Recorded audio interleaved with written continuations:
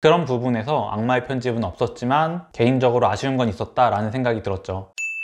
아시다시피 제가 무엇이든 물어보살에 출연을 했었죠. 이번에도 제가 먼저 출연하고 싶다고 요청을 한 건 아니었어요. 그쪽에서 출연 제의가 왔었는데 처음에는 좀 부정적으로 생각을 했었습니다. 왜냐하면 옛날에 안녕하세요라는 프로그램에 키 작은 분이 나온 걸 본 적이 있었거든요. 모로코로 가신 남성분인데 키 작은 것 때문에 겪었던 불이익이나 안 좋은 경험들을 되게 자극적으로 말씀해 주시더라고요. 예를 들면 길 가다가 부딪혔는데 아씨 키도 작은 게 이런다는 거예요, 사람들이. 근데 저는 살면서 그 정도의 차별은 경험한 적이 없었거든요. 그래서 방송 PD가 자극적인 걸 요청했구나 라고 생각을 하고 있었어요. 그러다 보니까 무엇이든 물어보살도 처음에는 거부감이 들었었습니다. 그래서 출연을 제안하신 작가분께 이걸 다 솔직하게 말씀드렸어요. 그리고 그 작가님과 얘기를 나눠보고 생각이 바뀌었습니다. 엄청 친절하게 리딩을 해주시기도 하고 요새는 그런 게 거의 없다고 말씀해 주셨거든요. 고민을 좀 해봤죠. 제가 출연한 프로그램의 MC가 이수근 씨랑 서장훈 씨잖아요. 두 분 다 평소에 제가 많이 뵙고 싶던 분들이었어요. 이수근 씨야 뭐 예전에 키 컸으면 할 때부터 정말 대단하다고 생각을 했었고, 서장훈 씨도 청년 페스티벌에서 쓴소리를 하는 걸 보면서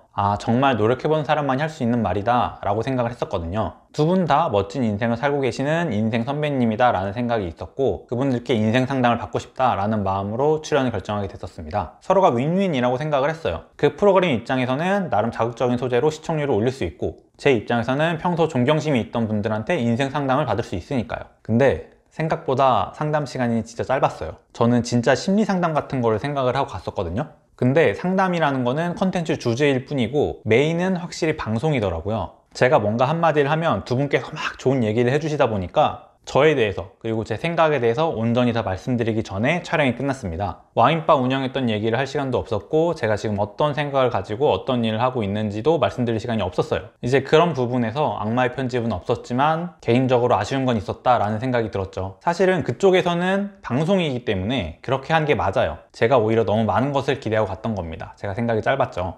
얘기 나온 김에 촬영 전후에 썰 같은 걸 좀 풀어볼게요. 사전 인터뷰를 작가님이랑 30분 정도 한 번, 그 다음에 1시간 반 정도 한 번, 총 2번 정도 한 것 같은데요. 인터뷰 하다가 이제 중간중간에 잠시만요 하면서 이제 키보드 치는 소리가 나더라고요. 제가 한 말을 이제 다 적으시는 것 같았어요. 근데 그거를 기다리면서 드는 생각이 늦은 시간까지 진짜 고생하신다. 이거 나랑 전화를 끊고 나서도 다음날까지 회의 자료를 만들어야 되니까 퇴근도 못 하겠구나, 이런 생각이 들었습니다. 제가 예전에 회사 다닐 때 야근하던 것도 생각나더라고요. 그러다 보니까 더 정이 많이 가서 제작진한테 많이 맞춰주려고 했던 것 같기도 해요. 촬영 당일에는 촬영장이랑 조금 떨어진 카페에서 다른 작가님이랑 드라이 리허설 같은 걸 했는데요. 그분께서 뭐 가지고 오신 서류 중에 저에 대한 내용이 A4 용지에 쫙 정리되어 있더라고요. 그걸 보면서도 진짜 고생했겠구나, 이런 생각이 들었습니다. 드라이 리허설은 작가님께서 예상 질문을 던져주시면 제가 그거에 대답하는 형식으로 진행이 됐는데요. 막힘없이 상당히 잘 진행이 됐어요. 이제 그 작가님께서도 말씀 잘하시니까 큰 문제 없을 것 같아요 라고 말씀해 주시기도 했고요. 그러다 보니까 저도 긴장도 풀리고 딱히 큰 걱정 없이 촬영장으로 이제 이동하게 됐습니다. 근데 우리가 했던 그 드라이 리허설이 진짜 아무런 의미가 없었어요.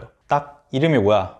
고민이 뭐야? 이거 외에는 모든 게 예상이랑 다 다른 거예요. 그래서 저는 거기서부터 약간 당황하기 시작했죠.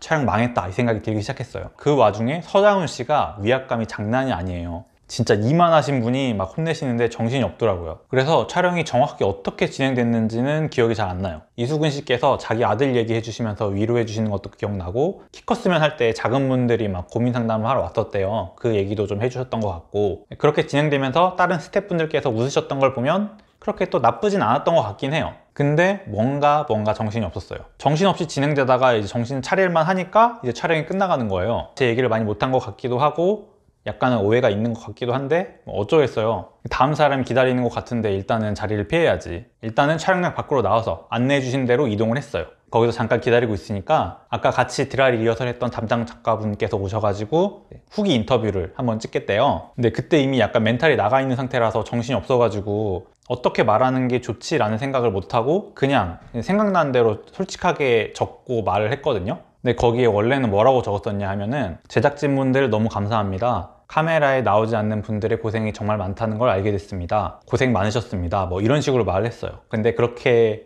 적고 그걸 이제 읽었더니 작가님께서 막 웃으시면서 그렇게 하면 안 된대요. 이제 그 보살님들한테 뭐 말씀을 드려야 된대요. 그러니까 더 멘붕이 오는 거예요. 여기서는 진짜 완전히 뇌가 정지가 됐습니다. 안 그래도 촬영은 망했다고 생각을 하고 있지, 그러는 와중에 솔직한 심정을 말했는데 그거 말고 다른 걸 말하라 그러지. 뭐라고 해야 되지 고민하고 있는데 카메라를 들고 계신 이렇게 두 분이랑 작가님이랑 이렇게 비 오는데 우산 쓰고 말도 안 하고 가만히 기다리고 계시는 거예요. 진짜 미안해 죽겠는 거예요. 뭐 보살님들 감사합니다, 잘 수용하겠습니다, 이런 식으로 썼던 것 같아요. 그래서 진짜 개망했다 생각하고 있었는데 이제 방영본을 보고 나니까 생각보다 괜찮더라고요. 제 기억에는 많이 당황해서 그런지 말도 잘 못하거나 많이 더듬었던 걸로 기억하는데 나름대로 깔끔하게 편집이 됐던 것 같아요. 그래서 다시 한 번 더 제작진분들 진짜 고생 많으셨겠구나, 감사하다 생각이 들어서 이제 감사를 표현하기도 했죠. 여러분들께서는 어떻게 보셨을지 모르겠어요. 뭐 친구들은 반가웠다 아니면 막 크게 이렇게 보냈는데 여러분도 비슷한 마음이었으면 좋겠습니다.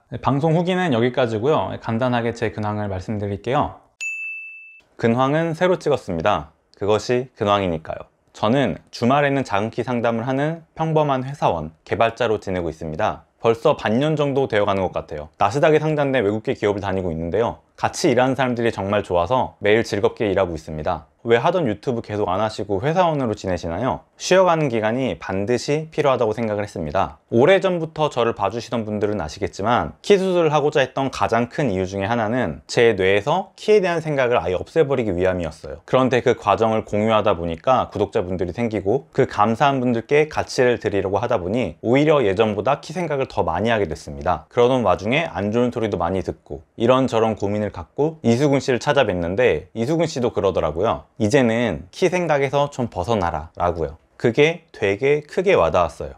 나에 대해서 잘 모르시는 분들에게는 내가 저렇게 비춰지겠구나. 나는 키 때문에 고민하다가 키 수술을 하게 됐고 그 이후에도 여전히 키 생각에 매몰되어 있는 사람으로 보이겠구나. 이건 반드시 피해야만 했습니다. 왜냐하면 제가 키에 생각이 매몰되어 있는 사람이 되면 제가 어떤 말을 하더라도 그거는 당신이 작은 키에만 집착해서 그렇게 생각하는 거예요 라는 말을 듣게 될 거거든요. 그리고 이렇게 되면 제 말에는 힘이 없어지고요. 그렇게 되면 구독자분들에게도 되게 큰 신뢰가 됩니다. 정신 이상자를 구독한 꼴이 되어버리니까요. 그래서 고민을 좀 했습니다. 어떻게 하면 키에 생각이 매몰됐다는 이미지를 벗어날 수 있을까? 답은 간단했습니다. 진짜로 그렇게 하면 돼요. 진짜 반년간 키파인더에 대해서 아무것도 생각하지 않고 지냈습니다. 이게 거짓말이 아니라 생각보다 되게 쉽습니다. 키수술 카페에 가보면은 키수술 하고 싶어하는 사람의 글은 되게 많은데 키수술 후기 글은 생각보다 적어요. 왜일까요? 키수술 하고 나면 키에 대한 생각이 진짜로 안 나고 그러다 보니 그 카페에 들어갈 이유가 없거든요. 그 카페를 들어갈 시간에 책을 읽거나 운동을 하거나 하물며 쇼핑몰에 가서 옷을 사는 게 더 나아요. 그래서 유튜브랑 블로그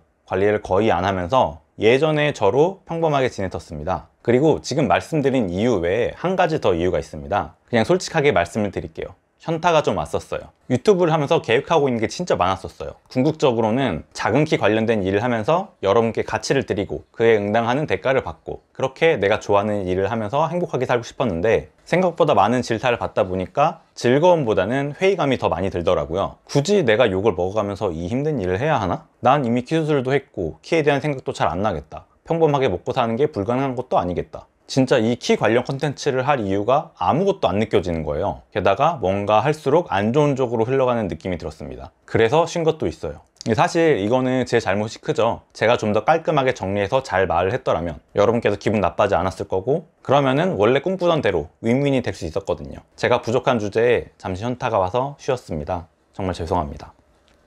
뭐야, 소인배 찐 따셨네요? 근데 왜 다시 영상 올렸어요? 감사함 때문입니다. 최근에 3차 수술을 했어요. 그래서 검사를 하려고 병원에 갔는데 마스크를 쓰고 책만 읽고 있었는데도 알아봐 주시는 분들이 계시더라고요. 수술하기 전부터 저희 어머니와 많은 얘기를 나누시던 남성분, 악플 신경 쓰지 말라며 응원하신다던 여성분, 대만에서 온 외인, 그 외에 많은 분들께서 되게 많이 응원해 주셨습니다. 진짜 많이 감사했어요. 그래서 오랜만에 키파인더 메일도 들어가 봤습니다. 지속적으로 영상을 올려달라는 분도 계시고 지속적으로 응원 메일을 보내주시는 분도 계셨어요. 물론 반대 케이스도 있었지만요. 어쨌든 이렇게 감사한 분들에게 어떻게 보답을 드릴까 고민을 좀 해봤습니다. 크게 두 가지 방법이 있겠더라고요. 먼저 제가 잘 사는 것을 보여드리는 것, 운동 능력이든 마음가짐이든 제가 건강하게 잘 지내는 것 그 자체가 도움이 된다는 얘기를 들었었습니다. 그리고 두 번째는 제가 자안기 상담을 하느라 준비했던 지식과 정보의 일부분을 공유하는 것. 이 내용들이 다소 불편할 수도 있어요. 근데 그런 분들은 이제 신경 쓰지 않기로 했습니다. 그런 분들 때문에 구독자가 더 늘지는 않을 수는 있어도 지금 있는 구독자분들을 위해선 이걸 말씀드리는 게 더 좋다고 생각을 했어요.